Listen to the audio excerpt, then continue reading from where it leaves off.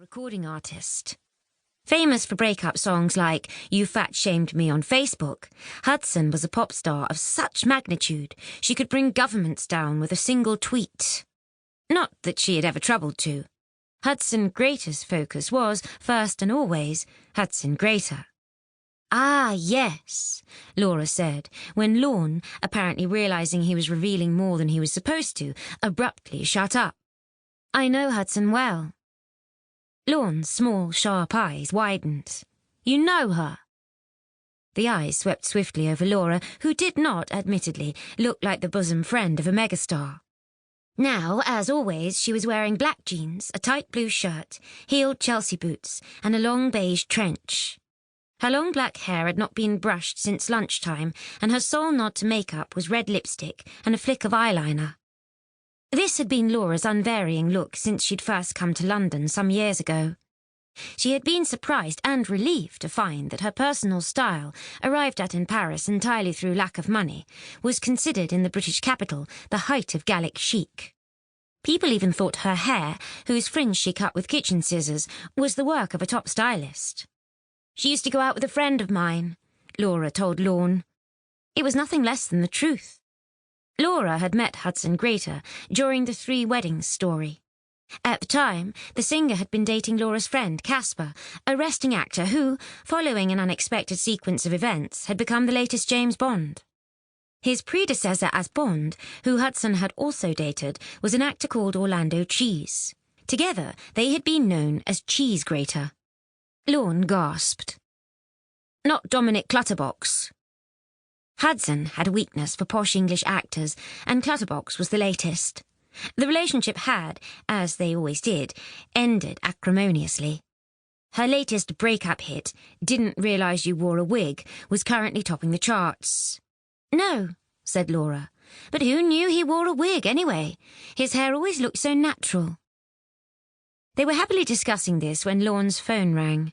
He stepped away to answer it, and Laura was left wondering where, exactly, Harry had got to. It still felt odd even expecting him to turn up. For so many years his whereabouts had been a complete mystery. Their relationship had involved long periods apart, during which Harry would suddenly appear and make passionate love to her, before shrugging on his leather jacket and disappearing into the dawn. Recalling this, Laura felt a faint pang of regret. Living like that had been frustrating, but also exciting. Now Harry had, at a vastly inflated salary, been persuaded by his newspaper to run the foreign desk, rather than merely be one of its reporters.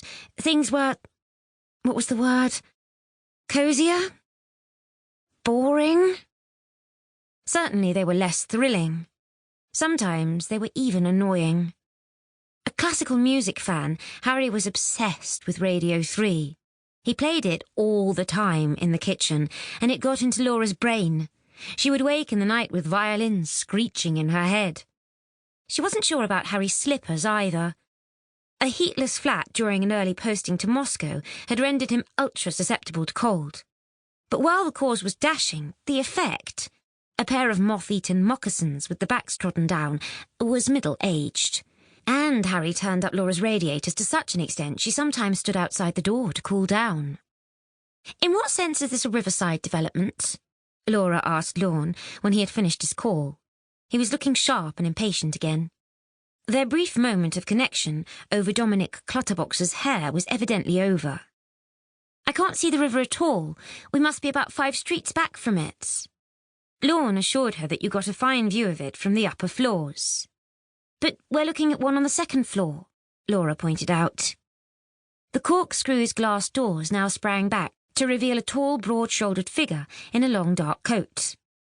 It took a second or two to register this was Harry. His smart new office look had taken some getting used to. The never-washed jeans and the eternal leather jacket, in which he'd once practically slept, had become smart suits worn with shirts, if not ties. Harry loped towards them, newspaper tucked under his arm, his dark, handsome face creased with irritation. "Sorry I'm late," he growled at Laura. "Bloody managing editors meeting overran." He hated, she knew, having to deal with all these money people, discussing the section budget and filling in spreadsheets. She hated it too, and she also had to do it.